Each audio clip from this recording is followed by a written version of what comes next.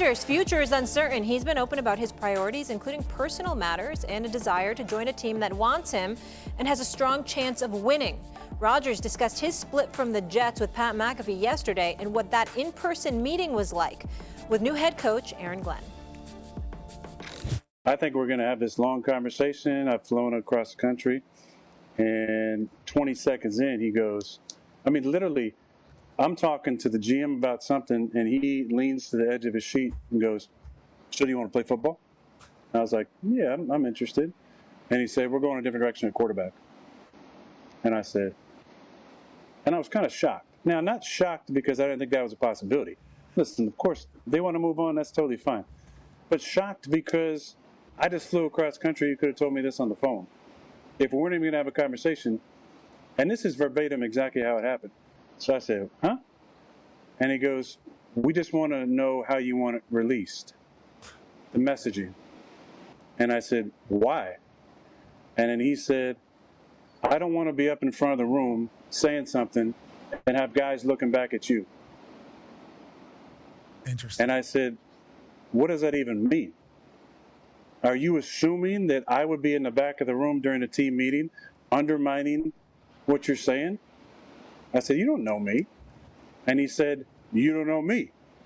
And then I said, "Exactly," which is why I flew across the country to have a face-to-face meeting with you to talk about my experience with the Jets and to hear your vision for the team.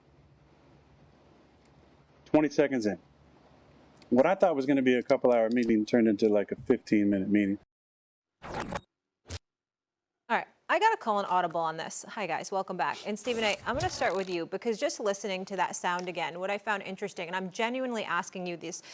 So Aaron felt insulted that he flew all the way across the country, right, to get that 20-second answer. And when he asked him, do you want to play football for the Jets? He said, "I'm interested." So it wasn't like, "Yes, I absolutely want to," just "I'm interested," which is a little vague and not all in. But Stephen A., do you think it would be more disrespectful had he not had that conversation about releasing him in person and had done it over the phone? Well, no, I don't. I'm in a minority here because I get where Aaron Rodgers is coming from. I'm wishing nothing but the best for Aaron Glenn. I think he was the right coach for the job. Mike T, I know that I think the reports are correct. You were a part of the, helping Woody Johnson with the search. Great job on your part. I think he's the right coach for the job. I think that Aaron Glenn, I really, really believe that he's going to do an outstanding job, and I get that part. But with all the things that have been said about Aaron Rodgers, when are we going to get to a point where we say it's a touch unfair? I understand he brings a lot on himself. I get that part. But on so many occasions, we talk about people's contribution to the game. This dude has been in 5 NFC championship games. He's a Super Bowl champion. He's a 4-time league MVP. Only Peyton Manning has won more league MVPs than him. And I understand that the struggles that have occurred recently with the New York Jets, he doesn't get to get absolved from them. He wanted to call his shots, and he goes to New York, and they let him bring Nathaniel Hackett with them, and he's the face of the franchise. But his very first year there, he gets hurt the 4th play into the season. The 4th play, not the 4th game, the 4th play, and tears his Achilles. So he really only had 1 year there. He's coming off a torn Achilles injury, okay? And even though it was a down year, and we know that about Aaron Rodgers, okay? By the way, he struggled a couple of years in Green Bay before he got to the New York Jets. I'm not losing all of that. Yeah. But we look at him, he still threw for nearly 4,000 yards. He still threw 28 touchdowns. He's still done more than any Jets quarterback has done in recent memory. And all he was talking about, he wasn't talking about your decision. He was saying, "Damn, I flew all the way here on my own dime from Cali. It's a 6-hour flight. You couldn't have told me that over the phone? And, 2 minutes in, you telling me we going in a different direction? You couldn't have just called and told me that? Why you have to fly me out here?" And so I'm looking at people going off, and they're looking at the New York Jets like they're right, and they want to bring up all of this stuff about Aaron Rodgers. The principle is simple, y'all. The man flew across the country for something that you could have told him over the phone He said 2 minutes in. He said you didn't have a conversation. No, Stephen A., and I get what you're saying, and Mike T., I'm going to come to you because obviously you've been a part of these conversations, but you could argue both ways. You could argue that it's more disrespectful and dismissive to do it over the phone. And the other thing about meeting in person, and I know Aaron was insulted by it, but he was saying, hey, we're having this exit, this split up, this divorce. He wanted to discuss the messaging to let Aaron be comfortable with it and be shown in a positive light. Can I respond to that before you go to Mike T? Yeah. But I'm just saying, I feel like that's a sign of respect. Okay, as a unit together, even though we've separated, how are we putting this out to the masses? But and Molly, I don't know if I want to do that over the phone. Hold on, Molly. Then why didn't you fly out there? That's fair. Why you? That's my point. 100% fair. You're right. But that's my point. In other words, it doesn't matter what. It's like to have him fly out on his own dime. Yeah. Not that that's a big deal because of the money he's making, but you have him fly out there on his own dime to 2 minutes in telling him we're moving in a different direction. I've been on both sides of really hard conversations in my career, and every year when you're running a team, you're cutting 37 people. It's never easy. There's no textbook right way of doing it. But I agree with what Molly just said, Stephen. From this standpoint, if we were sitting here today and Aaron Rodgers goes on Pat McAfee and say, you know what, the Jets called me. They couldn't even look me in the eye.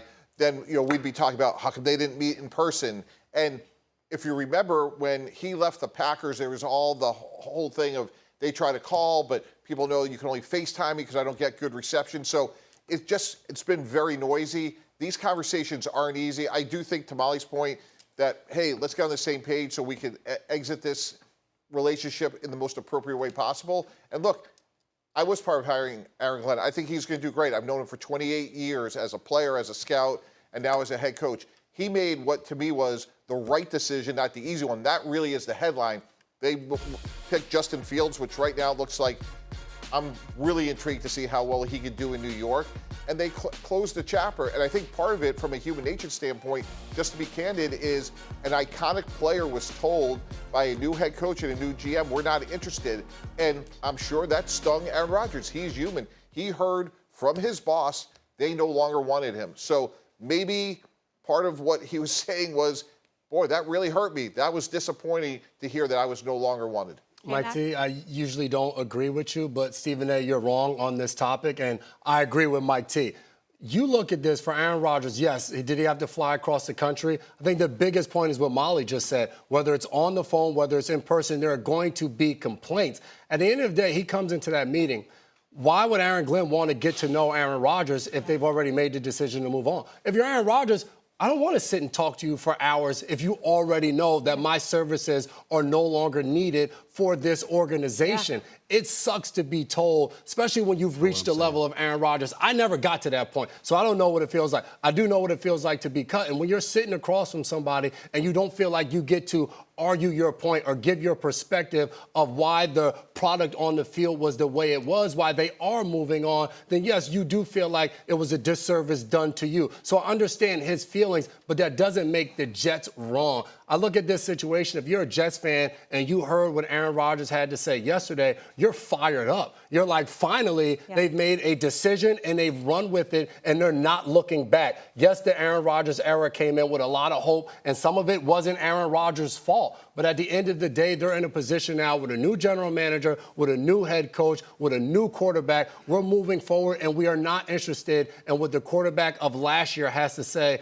about our franchise. I love what you just said. Because, Stephen A., what are they going to have a conversation about? Then it's just being phony and fake. We both know we're going in different directions. But it gives him the opportunity.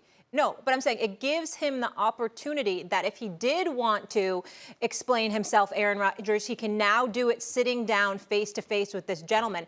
And if someone said to you, hey, Stephen A., do you want to be on First Take? And you said, I'm interested.